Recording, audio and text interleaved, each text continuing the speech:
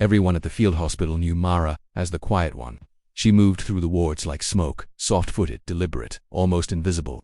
She changed bandages with a steadiness that bordered on strange, her hands never trembling even when the generators failed, and she worked by candlelight even when the man on the table was screaming, even when the distant artillery made the walls breathe. The other nurses called her calm, the doctors called her gifted. None of them called her what she actually was. She had arrived 6 months earlier with a single duffel bag and a letter of credentials that nobody thought to question too deeply.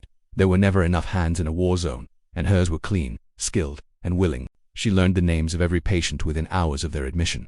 She remembered who took their morphine with water and who refused it entirely. She sat beside a 17-year-old soldier named Donnie for 3 nights straight when his fever refused to break, whispering stories about a river back home that smelled like pine and cold stone. When Donnie finally opened his eyes on the 4th morning, he told the head physician that an angel had kept him alive. The physician smiled and said that was probably just Mara. What nobody knew was that before she ever held a syringe, Mara had held a rifle. For 8 years, she had worked as a long-range specialist for a military unit whose name appeared on no official documents. She had served in 4 countries.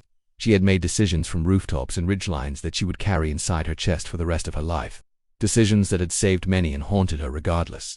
When her last deployment ended, she didn't celebrate. She applied to a nursing program the same week she handed back her equipment, because she needed to spend her precision saving things rather than ending them. The field hospital had been her first assignment after certification.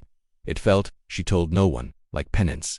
It felt like the only honest thing she had ever chosen. The night the insurgents came, it was raining so hard that nobody heard the vehicles until they were already inside the perimeter. There were 9 of them, armed and furious over a rumor that the hospital had been treating enemy combatants. The head physician stepped forward with his hands raised and his voice steady, explaining the rules of medical neutrality, explaining that every person under this roof was simply a human being in pain. The lead surgeon pressed a rifle barrel against his forehead and told him that was no longer relevant.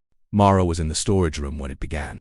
She heard the shouting and understood immediately what it was. Her body shifted into a state she hadn't occupied in years. Not panic, not rage, but a cold and luminous clarity, like the world had suddenly come into perfect focus. She moved through the back corridor and climbed the maintenance ladder to the roof access panel she had noted on her second day, because she always noted roof access panels. She had one advantage. The single-mounted floodlight that the insurgents had positioned to blind the staff pointed away from the darkness at the building's northern edge. She worked from shadow, from silence, from everything her old life had taught her and her new life had never been able to fully bury.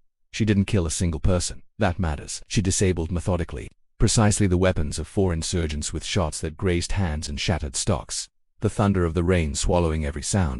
The confusion that followed gave the staff enough time to barricade the ward doors and gave the distant security patrol enough time to respond. When the insurgents fled, they left behind their weapons and their certainty. They left behind a room full of living people. By the time the patrol arrived, Mara was back on the ward, checking the 4-line of an elderly woman named Ciro who had slept through the entire ordeal. One of the nurses found her there and stared at her with wide, uncertain eyes. Mara just smoothed Ciro's blanket and said quietly that everyone needed to breathe, that it was over, that they were safe. She never explained herself officially. She filed no report.